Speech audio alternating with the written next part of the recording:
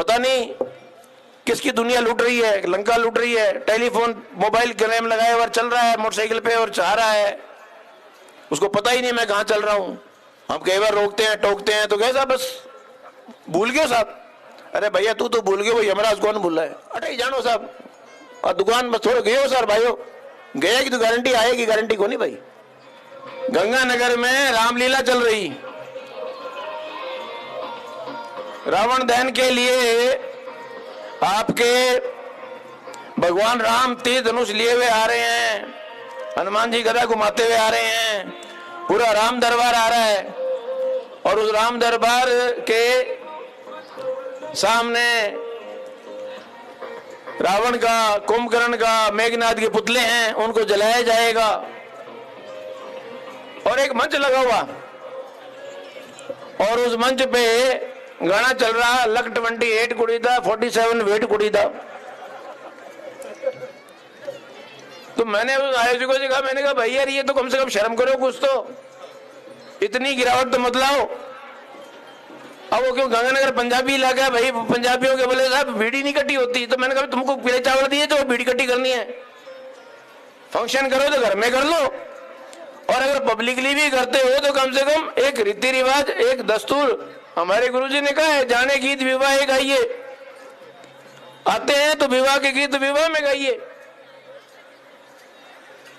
अभी डीजे ने तो ऐसा हिंदुस्तान का बेड़ा गर्क किया है, पूछो ही मत। अब डीजे में गाना चलता है कि चकलो दुनालियां आज बदला लेना है। और भाई तुम दुश्मनी करने आए हो, रिश्ता करने आए हो। अब जिस शादी की बुनियादी दुनालियों दंतालियों पे पड़ेगी वो कैसे आगे निभेगी।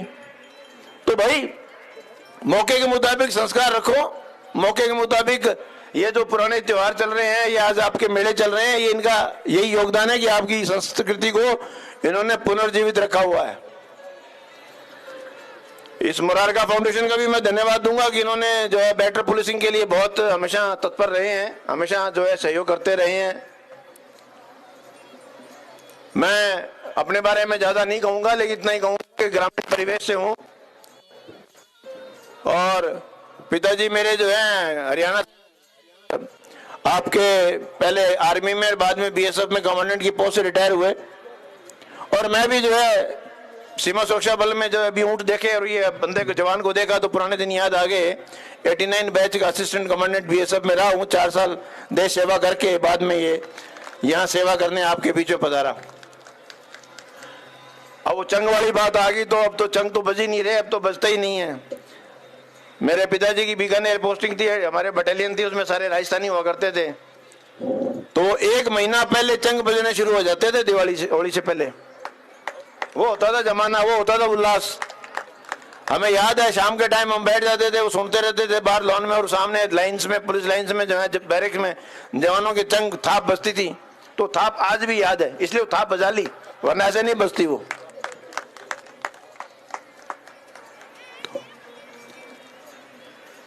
आप सब यहाँ पधारे, मैं ज्यादा समय नहीं लूंगा। हमारा एक सड़क सुरक्षा सप्ताह चल रहा है, सप्ताह क्या महीना चल रहा है, इस बार उसको लंबा कर दिया।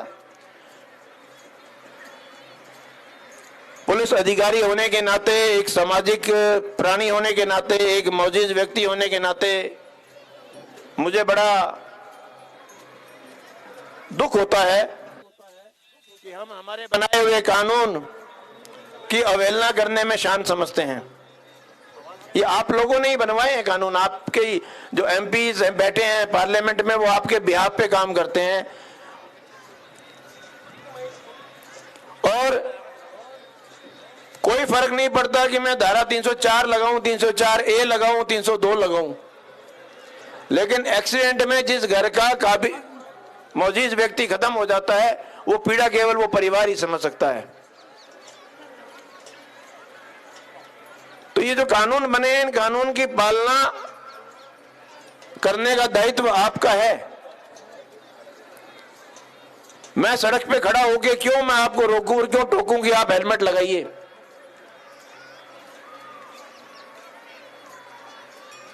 क्या ये जो आदमी बैठे हैं इनकी अपने परिवार के प्रति कोई जवाबदारी नहीं है कि एक्सीडेंट हो गया और मैं मर गया तो मेरे परिवार का क्या होगा।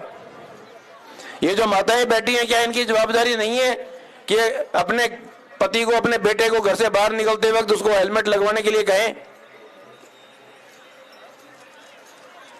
ये जो बच्चियां बैठी हैं, ये भाई बैठे हैं, क्या इनकी अपने प्रति, परिवार के प्रति जवाबदारी नहीं है क्या? जागरूक बनिए, जवाबदार बनिए अपने आप को और सुरक्षित चलिए। एक ये बीमारी और आ गई है, पता नहीं किसकी दुनिया लूट रही है, लंका लूट रही है। टेलीफोन, मोबाइल क्लेम लगाए हुआ चल रहा है मोटरसाइकिल पे और चाह रहा है, उसको पता ही नहीं मैं कहां चल रहा हूं।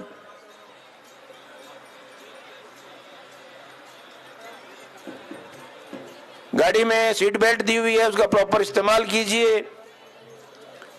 हेलमेट के बारे में हमारी बहुत बड़ी भ्रांति है कि साहब हाईवे पे एक्सीडेंट होते हैं, हाईवे पे हेलमेट वाला नहीं मरता, बहुत कम मरते हैं। ये अपनी जो देसी गलियां हैं ना शहर की, इन गलियों में सबसे ज्यादा एक्सीडेंट होते हैं। हम कई बार रोकते हैं, टोकते हैं, तो कैसा बस भूल गए साहब? अरे भैया तू तो भूल गए, वो यमराज कौन भूला है? बेटा माफी कौनी, वो सेकंड चांस नहीं देता कभी भी किसी को।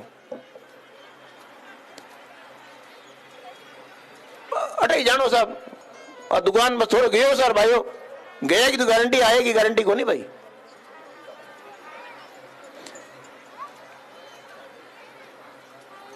और सबसे बड़ा एक कारण जो है वो ड्रंकन ड्राइविंग का भी है। शराब पी के आदमी खुद तो मरता ही है, सामने वाले को और मारता है। बस ऐसे आदमी को तो नरक में भी जगह नहीं मिलनी चाहिए, कि वो खुद के परिवार को तो तबाह करता ही है, सामने वाले के परिवार को भी तबाह करके जाता है।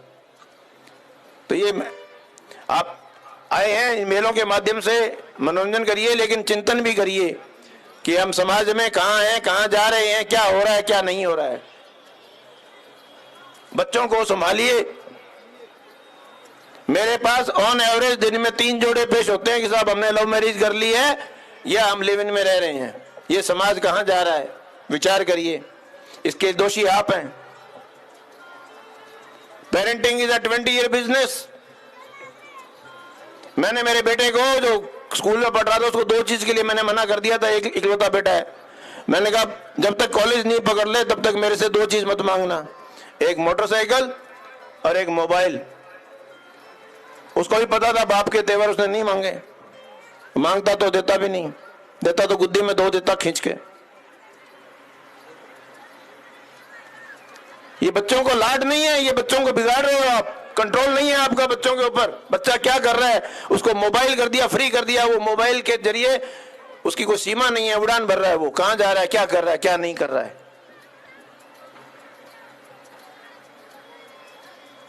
बहुत